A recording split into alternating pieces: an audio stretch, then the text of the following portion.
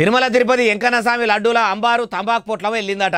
ఓ దిక్కు గోదల కొవ్వు నుంచి వెళ్ళిన సమరుతోనే స్వామివారి లడ్డూలు తయారు చేసిండ్రని లడాయి నడుస్తుంటే నమిలి ఉంచిన అంబారు ఎల్లుడు ఏందని వెంకన్నస్వామి భక్తులు ఎతగెప్పుకుంటారు. మరి లడ్డూలు తయారు చేసే దగ్గర అంతా లాపర్వ ఎందుకు చేస్తారో అరుచుకుందాం పారి. ఇగో చూసిన అరుల్లా ఈ లడ్డు తిరుపతి వెంకన్న ప్రసాదం అట.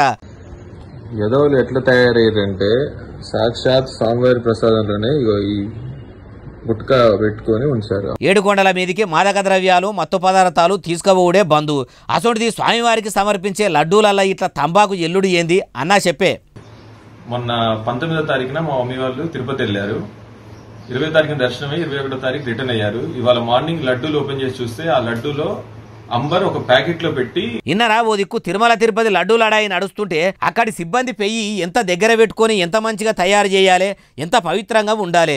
నోటి నిండా తంబాకు వేసుకునుడు ఏందో, లడ్డూలు తయారు చేసుడు ఏందో. అమ్మా నువ్వు చెప్పు. పొద్దున లడ్డు స్నానం చేసి లడ్డు తీసి మా బాబుకు పెడదామని చూస్తే ఇందులో నవ్విలి పెట్టిన పొగాకు ఉన్నదండి, పొట్లం కట్టి.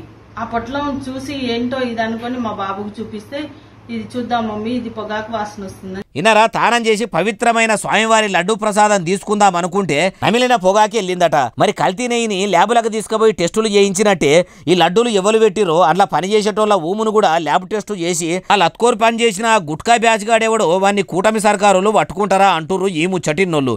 అన్నట్టు వీళ్ళది ఏ ఊరో చెప్పలేదు కదా. ఖమ్మం జిల్లా కొత్తగూడెము కార్తికేయ టౌన్షిప్.